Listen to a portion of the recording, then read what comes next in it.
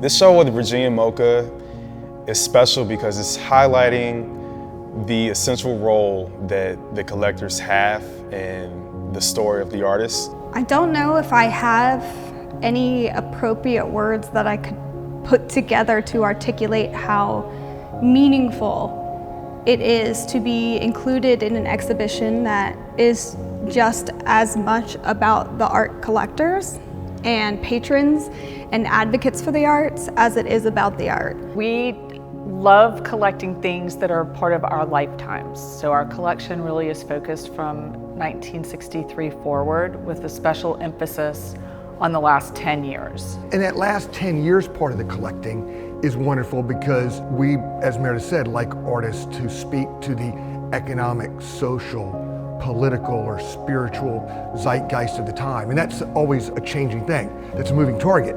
But it forces us to engage with living artists and engage with art that remains relevant to our time. But it started as and continues as a real shared passion that's, I think, part of the glue of our relationship. I was just thrilled that the MoCA was having an exhibition like this because not only did it highlight artists that I own and show, some of my collectors were chosen. And so I was able to show other artists that they have collected from me and from other art fairs and galleries they had gone to. And I just thought it was a unique and interesting way to show the art that is living in Hampton Roads.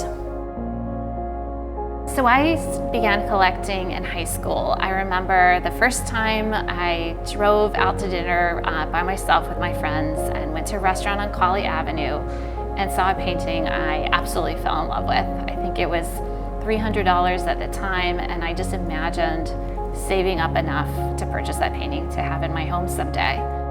I generally will add a piece of work to my collection when the work is about things that we all can relate to as a people. Works in my collection, you may see a work of an elderly gentleman. Well, that could be your uncle, that could be my uncle, regardless of race, creed, or color. So, plus I also want to record that history, the talent and skill set of the artist that will be on for many generations to come. You know, one thing about my work that's being sought after by collectors, it just tells me that I'm worthy, or my work is that which is of renown. We also like things to have a little bit more of a story. We like art that hits us not just emotionally, but also intellectually. So as we'll say, we don't want to miss it by 18 inches, which is the distance between your heart and your head. We want to make that connection intellectually and emotionally with the art. As an architect and urban designer, I spend my days designing places, buildings, and spaces that make people feel comfortable and welcome and supported. So painting, sculpture, art in general really serves the same purpose. Architecture and art are on two parallel paths, and I think about them as supporting the same human needs. You can start collecting art by going to local shows. Generally, most exhibitions are free, so you go to the exhibition. One place I've started is, back in the day, I would go to student shows at universities and collect that students' work when they're just fresh out of college or about to graduate. It allows for young artists to feel that their talents are being valued and they're being recognized. And a lot of times they're so enthusiastic you want to invest in their work. And I enjoy seeing that excitement from a young person. But when we talk about the young artists, the emerging artists, and I see them every day and I look at them every day, and they're wanting to step high in their arts. But the first thing I say is, be who you are. Don't try to be a Ken Wright. Don't try to be any other artist when you look at their works. You will have to develop and be the best person that you can be of your work. Number one, don't be discouraged. Don't let anyone shake your tree. Don't let anyone tell you artists can't be successful on selling their works. Look at me. Look at me. A man of color. Look at me.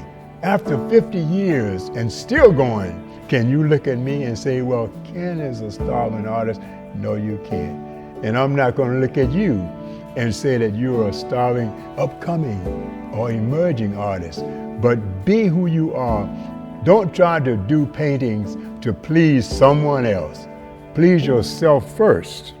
And when you please yourself and you stick to it, the collectors will be drawn to you.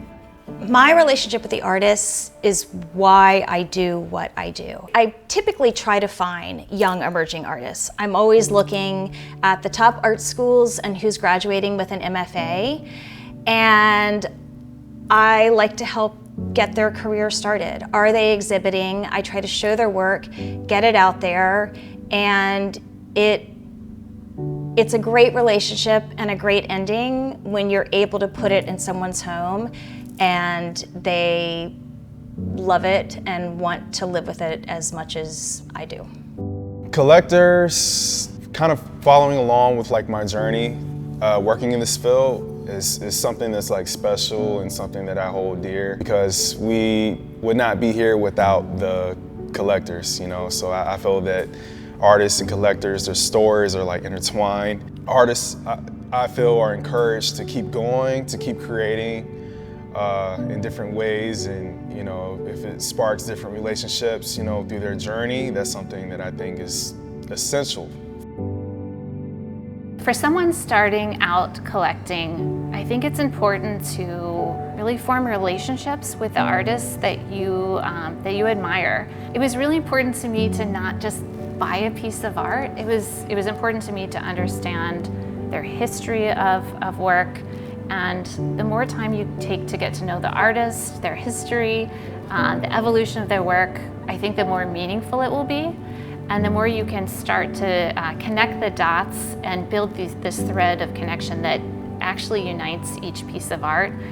The more you surround yourself with art, the more confident you will be in collecting art and knowing what you like. So I always tell people, start with looking at Instagram, following artists that you like, following a style that you like. Go to museum exhibitions, go to gallery openings, and go to art fairs. Then you'll start to know when you come home and you're still thinking about a piece of art, you'll know it's something that you want to live with. I think when someone purchases your work, they're not just purchasing an item or an object. They're purchasing an experience and a relationship and something that they are going to continue to spend time with and make connections with and grow with throughout their lives. And to me, that's such an honor that someone would choose my work and choose me to have that type of continuing relationship with and commitment with. It's truly special. I want people to not be intimidated about collecting art. I want it to be accessible, and I want to be approachable, and everyone should be able to have art in their lives and in their home.